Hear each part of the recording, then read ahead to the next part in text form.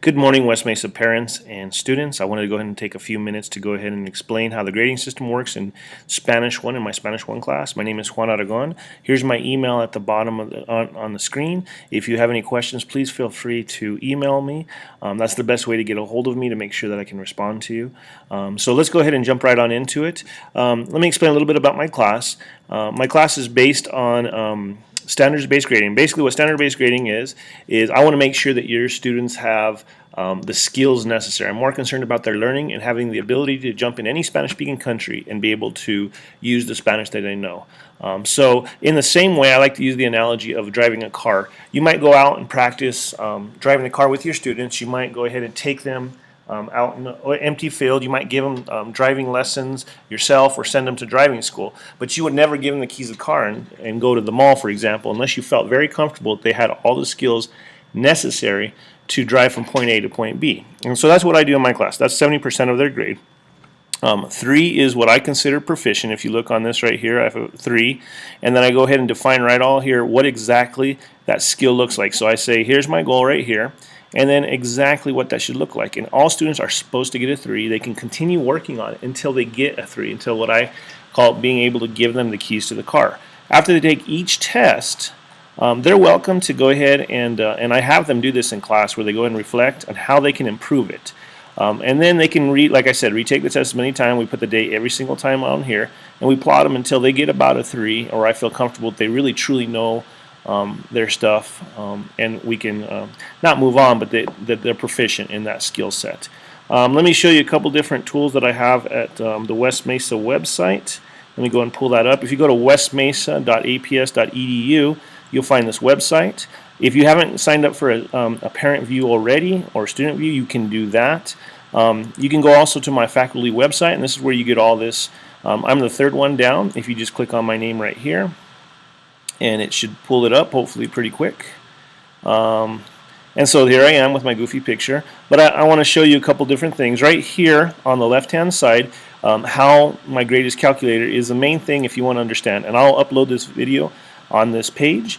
So I go through and I give you a detailed explanation of how it's and an example of how it's averaged. A couple different things I want you to know. I would recommend you download the grade calculation sheet. I put formulas in there for you and everything, and the summative assessment. So if you go into your parent view, your Synergy, you'll see a couple things. This is what you should see right here, and you'll see two major things that I would take note of. You have your grade calculation summary, and you also have your grade summary or grade book summary. This is the main part. You'll need to use this later on. I'll explain to you. My grade is comprised of 70% of the summative assessment. Those are the rubrics that I was talking about, where I want to make sure they have the keys of the car. Then they have homework, which is 10% of the grade, and 20% of the grade is participation. So this is the practice to be able to do this and demonstrate this here. So this is the meat of it. Also, another thing is a weighted percentage. We're going to be using that, and the total points. So let me go ahead and explain how the grading system works. So the first thing you want to do is you want to go through and you want to download the grade calculation worksheet, and I'll go ahead and pull that up for you. Here in just a second, it should be pulling up, and here we go, loading up the Mac. So here's my grade calculation.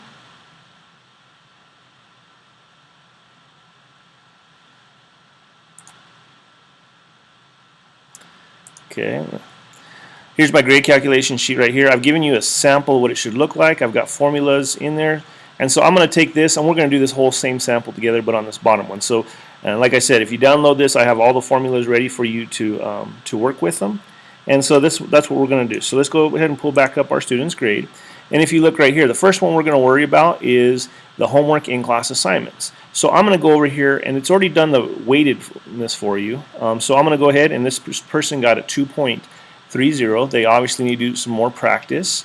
So we're going to go ahead and just click over here on our in-class assignments, and we're going to type in 2.30, and then press enter. And if you notice down here, it's already starting to add it up for you. So let's go back to our grade book. And we're also going to do that for participation. This person has really been participating well in class.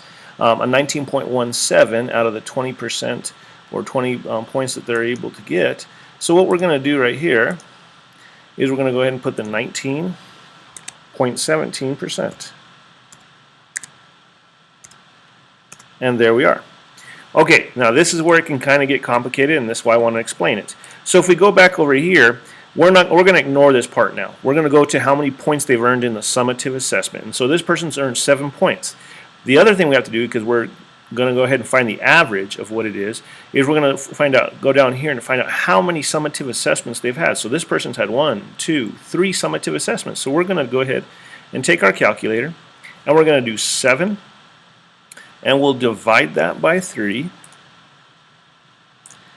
and that will give us our 2.33333. Now what I've done, if you go back on the website, let me go ahead and minimize this real quick. If you go back on the website, I have a summative assessment chart that you can go ahead and download and pull up. And so this is what you're going to see when you have the summative assessment. I've gone ahead and all those averages that you come up with, I've gone ahead and put a percentage to them, because, and the reason why that is because a 3 is an ace, so that's a 90%, and that's how I got that, and then I just went down from there. So this person got a 2.33, that's a 76%. So all I have to do is move my decimal point 2 places. I'm going to go back to my spreadsheet here, my grade calculation sheet. I'm going to put in a 0.76, and then that goes ahead and average. That's the average of it, and that goes ahead and calculates. So 70 times 76% equals that. And if you notice, they averaged it out. So if you look, this person has a 74.67, which is a C. But if you look on the grade book, we're saying their total is a D. And so that's why I wanted to record this video and explain that whenever you're looking at your student's grade, it can be sometimes deceptive, because I wanted to make sure that I'm assessing the learning more than I am, did you do your homework, did you do the soft skills is what we like to call them. So I want to make sure that they're actually learning. And so this is the D that you're going to see on the report card, or not on the report card, because I change it at the end after I do all this hand averaging myself. But so I'll put in a C instead of that D minus, and so that's where it would be very deceptive. So once again, I hope that this helps you out finding out the student's grade. Here is my email. Once again, if you have any questions, please feel free to contact me, and I look forward to hearing from you. Thank you very much. Have an outstanding day.